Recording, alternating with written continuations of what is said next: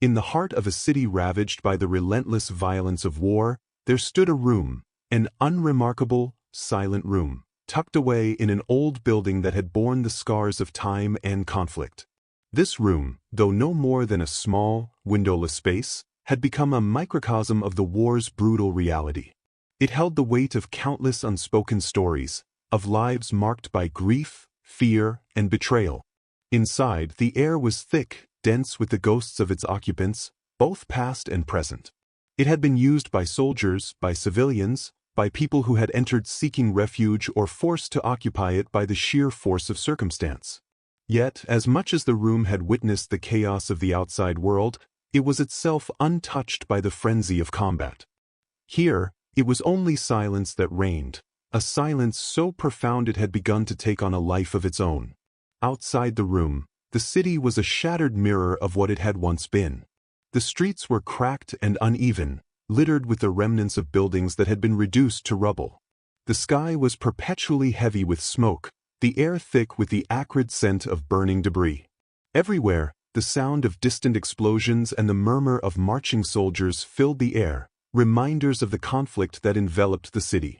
Yet, inside this room, there was an oppressive stillness that seemed to cut through the noise, as if the space itself had been removed from the world outside, suspended in a moment of time that had been frozen by fear. The room was not large, and its walls were bare, save for the peeling paint that clung stubbornly to the surfaces as though it too, like the room itself, had been unable to escape the ravages of time. The floor was covered in dust, and the air smelled faintly of mildew, a testament to the years of neglect and abandonment. But it was not the physical state of the room that had made it significant. It was what the room had come to represent to those who found themselves within its walls. To some, it was a place of isolation, a temporary reprieve from the chaos outside, where the noise of war seemed to be muffled, if only for a brief time. To others, it was a prison, a place where they had been trapped by forces beyond their control, forced to stay within its confines as the world beyond it continued to disintegrate. Within the walls of this silent room, a haunting sense of dread had taken root. It was not just the fear of the soldiers who had occupied it or the civilians who had sought shelter within it. It was the fear of what the war had done to humanity itself. There was an unspoken understanding among those who found themselves here that the world outside was one where cruelty reigned, where life and death had become so intertwined that it was often impossible to distinguish one from the other. In the shadows of the room, every person was haunted by the specter of loss. Families had been torn apart, friends had been separated, and futures had been shattered. The war had become an invisible force that permeated every corner of their existence, and there was no escape from its reach. It had stripped away the illusion of safety, leaving behind only the raw, unyielding reality of survival. In the days that followed, the room became more than just a place of shelter. It became a waiting room, a place where time seemed to stretch endlessly, where every minute felt like an hour. People who had once been vibrant, full of life, had become mere shadows of themselves. The weight of fear, of constant threat, pressed down on them, wearing away at their resolve. There were no words spoken here, only the quiet shuffle of feet on the dust-covered floor, the occasional cough or sigh breaking the stillness. It was as if everyone within the room had resigned themselves to their fate, trapped in a moment of paralysis, unable to move forward, yet unable to escape the looming presence of the war that threatened to swallow them whole. And yet, it was within this silence that something remarkable began to happen. A subtle shift, imperceptible at first, but one that would change everything. As the days bled into one another, the room began to take on a strange kind of intimacy. The people within it, bound together by their shared fear, began to open up to each other in ways that seemed almost impossible in the context of the world outside. The silence that had once been oppressive began to feel less like a burden and more like a shared space, a place where even the smallest gestures, an offered piece of bread, a quiet word of comfort, held the weight of immense significance. In a world where words had often been rendered meaningless by the violence that surrounded them, the smallest acts of kindness took on a power all their own. The room, once a symbol of isolation and dread, began to change in subtle ways.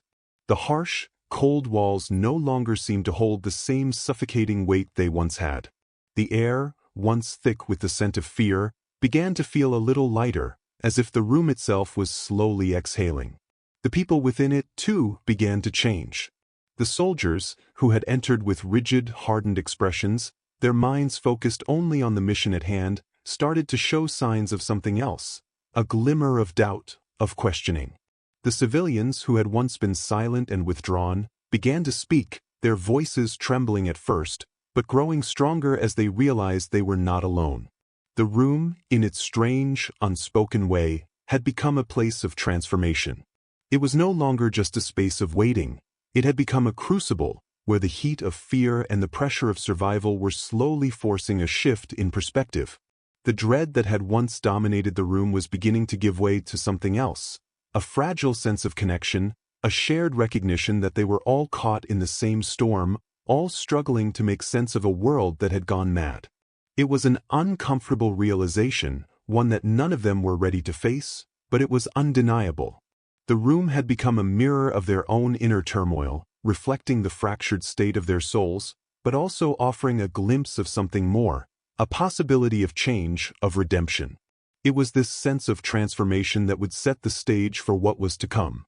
The room, once a silent monument to fear, was now a place where something deeper was beginning to stir, a recognition that in the face of the unimaginable, humanity had the power to endure, to adapt, to find strength even in the darkest of places. It was an uncertain beginning, one filled with doubt and hesitation, but it was a beginning nonetheless.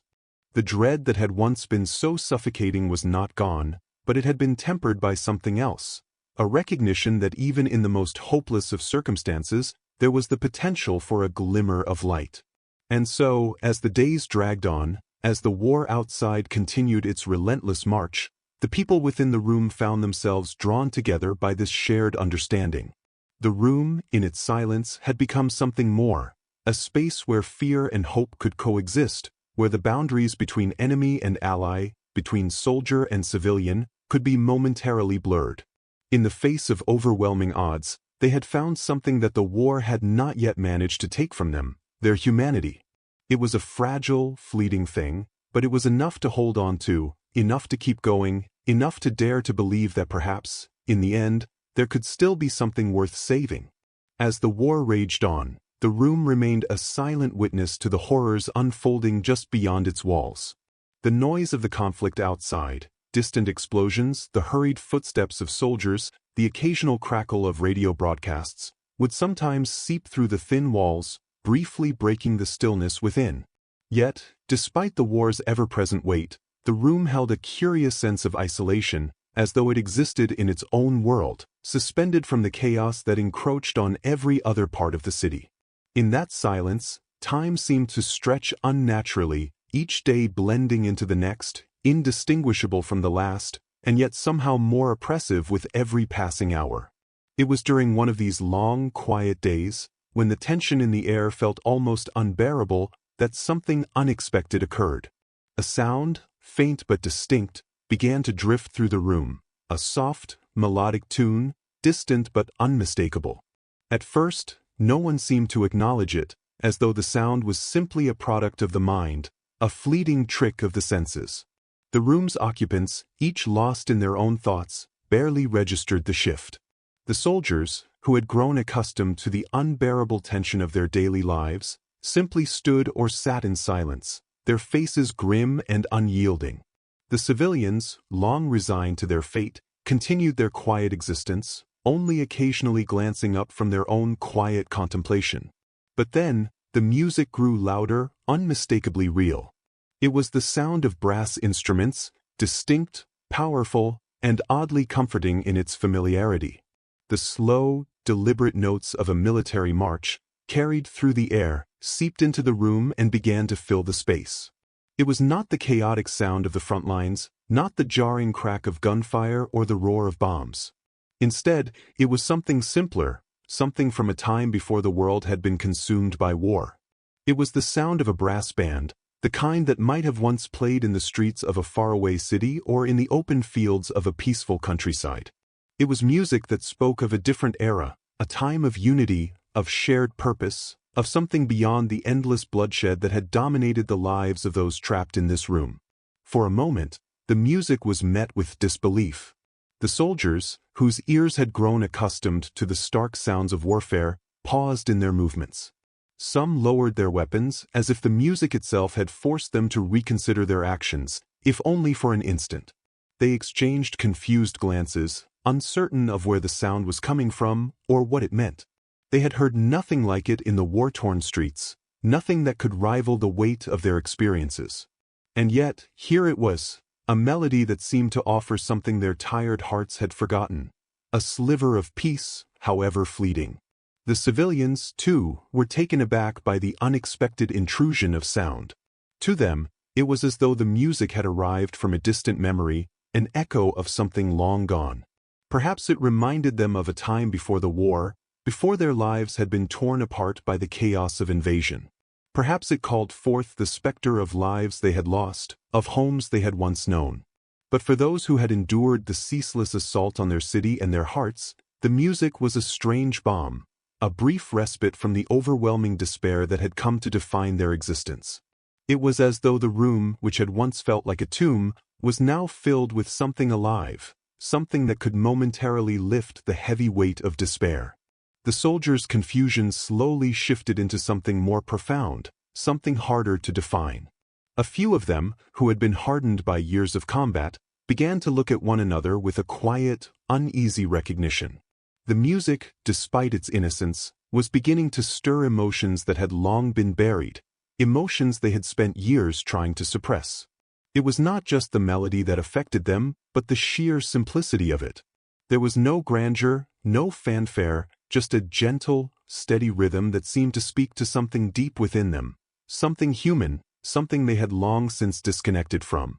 One of the soldiers, who had been standing by the door, took a step toward the center of the room.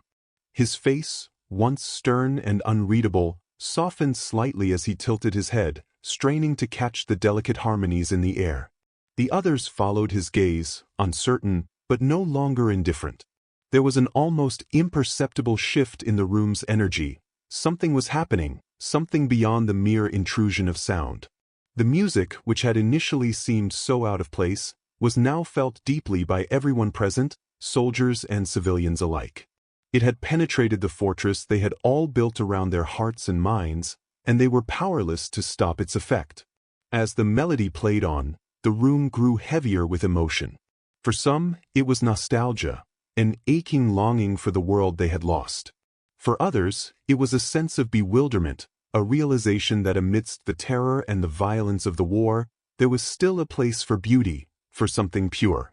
How was it that something as simple as music, something so unrelated to the brutality of the war, could offer such a profound impact? There were no clear answers, only the shared experience of its presence, filling the room in ways that words could not. For the soldiers, who had become numb to the suffering around them, the music was a reminder of what they had once been. It was a haunting contrast to the blood-soaked realities they had come to accept. In the face of death and destruction, they had learned to suppress their emotions, to shut off their humanity in order to survive. But now, in the quiet presence of the music, those walls began to crack. The harshness of the war, the endless battle between life and death, seemed distant for a moment. In its place was something more fragile, something that could not be easily dismissed. The civilians, too, were affected, but perhaps in a different way. For them, the music was not a reminder of what they had been, but of what they had lost. It was the memory of a world before the war, before the cities were reduced to rubble, before their families were torn apart. It was the sound of a time when the future had seemed bright, when the world had seemed safe. They had lived through so much suffering, so much trauma, that the music felt almost like a dream, something they could not fully comprehend, but which filled them with a strange, bittersweet yearning. It reminded them of lives they once lived, of dreams they once had, and of a hope they had long since abandoned. But the music was not without its consequences. As its notes began to fade, a strange tension settled over the room. The shared experience, the brief connection between soldier and civilian, was not easily forgotten. Something had shifted, something had been broken open, and the room, so long defined by its silence, was now charged with a new energy. The questions lingered in the air, unsaid but felt by all. What did it mean that this music, this foreign sound, had had such an impact? What did it say about them, about the war, about the humanity that had been lost in the midst of all the violence? For a brief moment, they had shared something pure and untarnished by the war. The music had created a bridge, a fleeting moment of connection between people who would otherwise never have spoken, never have acknowledged one another's existence. The divide between the soldiers and civilians, so stark and seemingly insurmountable, had been momentarily bridged by something as simple as music. And in that brief moment, it was impossible to ignore the profound truth that the war had not only shattered the world, but it had also torn apart the very fabric of humanity. The silence returned, heavier this time, but not quite the same as before. It was a silence that carried with it the weight of unspoken questions and unacknowledged emotions. The room, once again filled with only the sound of breathing and shifting bodies, was no longer the same. The music had changed something in them, something that could not be easily erased. The dread that had once suffocated the room had been tempered by something more complex, something they could not yet fully understand. The music had offered them a glimpse of something beyond the war, something beyond the bloodshed and the destruction. It had offered them, if only for a moment, a glimpse of their shared humanity. And as the last notes of the brass band drifted away into the distance, the room fell silent once more, but this time, it was the silence of a room that had been changed. The music had not erased the war, had not offered any answers to the questions that haunted them, but it had offered something else, a fleeting reminder of what they had been, and perhaps, of what they could still be. And that, in a world so consumed by destruction, was enough to hold on to. The sound of the brass band continued to linger in the minds of those within the room, far beyond its final, fading notes. It was not just the music itself that had impacted them, but what it had evoked, a quiet, almost imperceptible shift in the very atmosphere of the room. A sense of unease, of uncertainty, hung in the air, as though the melody had uncovered something deep within each person, something they had long buried beneath the layers of war, duty, and survival. For the soldiers, it was as if the music had cracked the hardened exterior they had built over the years of combat, revealing the raw emotions they had spent so long trying to suppress. For the civilians, the music was not merely a reminder of what had been lost, but a confrontation with their own humanity, something they had feared could never be reclaimed in the face of such brutal conflict. As the room settled back into its usual stillness, an uncomfortable silence took hold. No one spoke. There were no words for what they had just experienced. It was as if the music had woven a fragile thread between the soldiers and civilians, one that neither side knew how to navigate. In the days leading up to this moment, they had been strangers, enemies, even separated by allegiance, circumstance, and ideology. But now, something had changed. The boundary between them, once so sharply defined, had softened, if only for a brief moment. And in that space, they found themselves caught in a tension that was as unfamiliar as it was unsettling. The soldiers, particularly, seemed to be grappling with a sense of confusion. They had spent years on the battlefield, hardened by the violence and the endless cycle of destruction.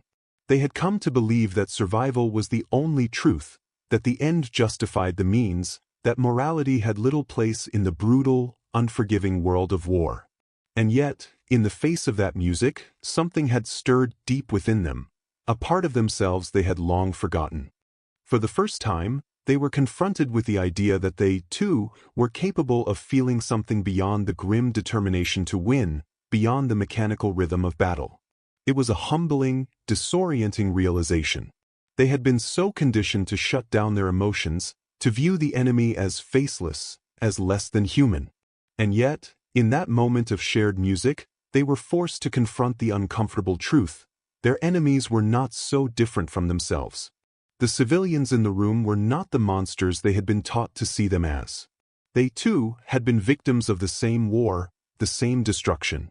They too had lost something, perhaps everything, in this conflict. Some of the soldiers were visibly struggling with this realization. They paced restlessly, their eyes darting around the room as if searching for something to anchor them to their old convictions.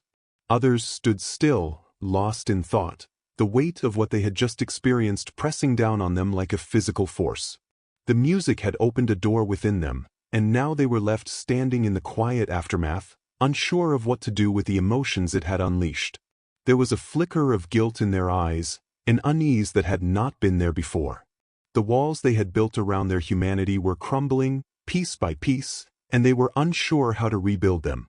Some of them, hardened veterans who had long since abandoned any hope of redemption, simply pushed the feeling aside, burying it beneath layers of indifference and anger. Others, however, found it harder to ignore, the music continuing to echo in their minds, pulling them back to a place they thought they had lost forever. The civilians, too, were affected, though in a different way. For them, the music was not just a reminder of what they had lost, but a stark confrontation with the painful reality of their situation. Many of them had been living in this war-torn city for years, watching as their homes were destroyed, their families ripped apart, and their lives reduced to nothing more than a struggle for survival. They had grown accustomed to the sound of explosions, to the constant fear of death, to the cold indifference of those who had come to occupy their city. The soldiers who stood before them, once the embodiment of their suffering, had always been distant, impersonal. They were enemies, invaders, a force that had come to strip them of everything they had known. But now, in the wake of the music, they saw them in a different light. It was an uncomfortable, unsettling feeling. The civilians had long ago hardened themselves to the idea of the soldiers as mere instruments of destruction. They had learned to view them with a kind of resigned hatred, to see them as the enemy, not as human beings, but as the embodiment of the war that had destroyed everything they had ever cared about. But now, the soldiers were no longer simply the faceless figures they had been. The music had pierced the armor of their indifference, revealing the raw, human emotions beneath. The civilians could no longer deny that these soldiers, too, were victims of the same war. They, too, had been torn from their homes, had been forced to sacrifice everything for the sake of a conflict they did not fully understand. The civilians felt a strange and uneasy sympathy for them, an emotion they had long since thought impossible, given the depths of their hatred and despair. As the silence stretched on, the room began to feel heavier, more suffocating. No one seemed to know what to do with the newfound tension that had filled the space. The soldiers, now more aware than ever of the civilians around them, began to fidget, avoiding eye contact, their discomfort palpable. The civilians, too, seemed uncertain of how to react. They had been taught to despise the soldiers, to see them as the enemy. And yet, now they were being asked to confront the reality that these soldiers were not so different from themselves. They, too, had lost everything. They, too, had been reduced to mere survivors. The music had created a chasm between them and their old beliefs, and neither side knew how to cross it. The room was filled with a strange, thick silence, one that pressed in on them from all sides. The music had lifted the veil of war for a fleeting moment, allowing them to glimpse something more human beneath the surface. But now, in the quiet aftermath, that revelation hung in the air, heavy and unspoken. What did it mean to feel sympathy for the enemy? What did it mean to acknowledge that, despite the violence, despite the suffering, there was still a shared humanity between them? The questions swirled in the minds of the soldiers and civilians alike, but no one was brave enough to voice them. The silence was all-consuming, as though the room itself was holding its breath, waiting for someone to make the first move. It was then that something extraordinary happened, something no one could have anticipated. One of the soldiers, a young man who had been standing near the door, his face a mask of indecision, suddenly stepped forward. His eyes, which had once been cold and distant, were now filled with something new, something fragile, something unsure. He looked around the room, meeting the eyes of the civilians, his gaze lingering for a moment before he spoke. His voice was barely a whisper, but it cut through the heavy silence like a knife. He spoke not of orders, not of tactics, but of something more personal. He spoke of fear, of loss, of a longing to return home, to be free of the war. His words were simple, raw, and unguarded. For a moment, the room seemed to hold its breath. The other soldiers, still processing the effects of the music, looked at him with a mixture of surprise and confusion. They had never heard a soldier speak so openly, so vulnerably. But there was no mistaking the truth in his words. The civilians, too, were taken aback. They had never expected a soldier to speak in such a way. For so long, they had seen them only as the enemy, as the faceless invaders who had come to destroy everything they held dear. But now, in the quiet aftermath of the music, they were hearing something different. A voice that was not just a soldier's, but a human being's. It was a moment of rare, fragile honesty in a world that had been defined by lies and violence. And in that moment, the room seemed to shift again, this time not with the tension of uncertainty, but with something else, something harder to name. It was as if the music, for all its fleeting beauty, had opened a door, one that none of them could close again. The tension that had once seemed insurmountable began to dissipate, replaced by a quiet understanding. It was not a resolution, not an answer to the questions that had been raised. But it was a beginning, a fragile, uncertain beginning that had been sparked by the most unlikely of sources. The music, with its simple, melodic lines, had done what nothing else could. It had made them see each other, not as enemies, but as people, flawed, vulnerable, and, above all, human. And as the room fell silent once more, it was no longer the oppressive silence of fear and distrust. It was the silence of possibility, of something new, something fragile, but worth holding on to. The days following the music's brief intrusion into the room left an unsettling residue in the air, a silent weight that no one seemed able to shake off. It lingered in the corners, unseen but felt by everyone present. The soldiers, once so sure of their roles as enforcers of an invincible force, now found themselves grappling with something they hadn't prepared for: doubt. It was not the kind of doubt that could be dismissed easily, not the kind that could be swept under the rug of military discipline. It was deeper, more personal, an uncomfortable questioning of what they were doing, who they were, and what it all meant. The music had not been just a distraction, not just a fleeting moment of solace. It had shaken something within them, something buried beneath the years of marching orders and combat. They had spent so long learning to shut off their humanity, to strip themselves of anything that might make them hesitate or falter in the face of war, but now, in the aftermath of the music, the cracks in their hardened exteriors were impossible to ignore. There was a palpable tension in the room, one that was difficult to articulate. The soldiers avoided eye contact with each other, and the silence, though familiar, felt different now.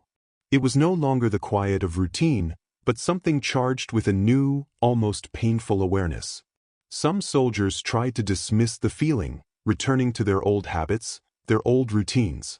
They went through the motions, cleaning their weapons, inspecting their gear, checking the windows for signs of movement, but there was a brittleness to it all, as if their actions were no longer driven by certainty. They were, in a sense, acting out a script that no longer made sense to them, their movements mechanical and hollow. They knew, deep down, that the war they were fighting, the very reason they were here, had become something more than they had bargained for. It was no longer about the orders they had been given. It was about the people they had become in the process. The civilians, too, were grappling with a new reality. The music had softened their hearts, yes, but it had also forced them to confront something they had long tried to ignore. The enemy, whom they had always seen as faceless oppressors, now seemed more human, more like them. That realization, however brief it had been, was difficult to reconcile with the daily existence they had come to accept. It was a painful truth, one that would have been easier to ignore. But now, as they moved through the days in that silent room, it was harder to look away from it. They had been living under the shadow of the war for so long that the idea of peace, of understanding, had seemed impossible, distant and unreachable, like a dream from another lifetime. But the music had shown them another way, a glimpse of a world where things could be different, where the brutality of the war did not have to define every relationship. It was a seductive thought, a dangerous thought, because it left them wondering why they had to continue fighting, why they had to continue hating those who stood before them in this room. But even as they grappled with these emotions, they knew that the war could not simply be wished away. The enemy soldiers, the invaders who had torn their lives apart, were still there, still a force that could not be ignored. The music had softened their hearts, yes, but it had not erased the reality of their circumstances. They were still trapped in this room, this place that had become both a sanctuary and a prison. The war was still out there, still raging, still devouring everything in its path. The civilians, no matter how much they wanted to believe in the possibility of peace, could not escape the ever-present reality of violence. The soldiers, too, could not ignore the harsh truths of their mission. Some of them, their minds still struggling to make sense of the unexpected shift the music had caused, began to withdraw. They buried themselves in their tasks, focusing on the mundane aspects of survival, scrubbing the floors, maintaining their weapons, cleaning their boots, but their movements were stiff, as if they were no longer certain of the purpose behind these actions. They had always known their mission, had always understood the chain of command, the objective they were supposed to achieve. But now, that clarity had been clouded. The war, which had always seemed like a clear-cut matter of duty, now felt murky, complicated by emotions they had not been trained to deal with. They were no longer sure of who the enemy was, or what victory would even look like. The music, in its simple beauty, had torn away the veil that had kept them focused on the objective, and now they were left with the uncomfortable task of facing the consequences of their actions. And as they wrestled with these internal conflicts, the room itself seemed to reflect their turmoil. The silence, which had once been a comfort, now felt suffocating. The bare walls, the dust-covered floor, the cracked windows, they all seemed to close in on them, pressing down on their shoulders, reminding them that there was no escape. They had been in this room for days, weeks even, and still there was no resolution. They were trapped in a suspended moment, caught between the brutality of the war and the fragility of their humanity. The walls of the room seemed to echo with unspoken words, with emotions that could not be expressed, with questions that could not be answered. And then there was the matter of the civilians themselves. As much as the soldiers were struggling with their own emotional turmoil, they could not escape the presence of those they had been taught to view as enemies. The civilians were still there, sitting quietly in their corners, their eyes downcast, their faces etched with the weariness of a war that had claimed so much from them. They were no longer just victims of the invasion, they were people. People with stories, with lives, with families, with fears. The soldiers had always seen them as an abstract force, an enemy to be defeated, but now, in the close confines of this room, they were forced to acknowledge their shared humanity. The civilians, too, seemed to be grappling with their own emotions. They had been living with the constant fear of death, with the daily realization that their world had been reduced to rubble, and yet, in the face of the soldiers' vulnerability, they began to question their own perceptions of the enemy. Were they truly so different? Could they, too, see their shared suffering, their shared struggle for survival? It was in this charged silence that the first real shift began to take place. No longer were the soldiers and civilians merely occupying the same room. They were now, in some strange way, sharing the same space, emotionally if not physically. There were no grand gestures, no speeches, no moments of grand reconciliation. It was subtle, almost imperceptible, a glance exchanged here, a slight change in posture there, but it was there nonetheless. The soldiers began to look at the civilians differently, their gazes lingering for just a moment longer, as if searching for something beyond the face of the enemy. And the civilians, for their part, began to look at the soldiers with a kind of quiet curiosity, no longer seeing them as monsters, but as men who were just as trapped in this war as they were. But as the days passed, the questions that had been raised by the music and the uncomfortable silence began to give way to something darker. The soldiers, though they had begun to question their roles, could not escape the brutal realities of the war. The civilians, though they had started to soften their view of the soldiers, could not forget the years of suffering they had endured at their hands. The boundaries between them had been blurred, but they were still, at the end of the day, enemies, each one caught in a larger struggle that had long since stopped being about individuals and had become something much more abstract, much more destructive. They were all still prisoners of the war, trapped in the same vicious cycle, unable to break free. And so, as the silence stretched on, it became clear that the music, for all its power to heal and to unite, could not erase the past. It could not undo the damage that had been done, the lives that had been lost, the wounds that had been inflicted. The room, which had briefly held the promise of something more, now felt like a prison once more. A place where the walls were not only physical but emotional, where the ghosts of the past lingered just as heavily as the soldiers and civilians who shared its space. The war, it seemed, could not be undone by a melody, no matter how beautiful. But what it had done, in its quiet way, was open a door to the possibility of change, of reconciliation. It had not solved their problems, but it had given them a glimpse of something they had long since lost sight of, their humanity. And in that brief moment, in that shared silence, they had all felt it, the fragile, fleeting possibility of something more.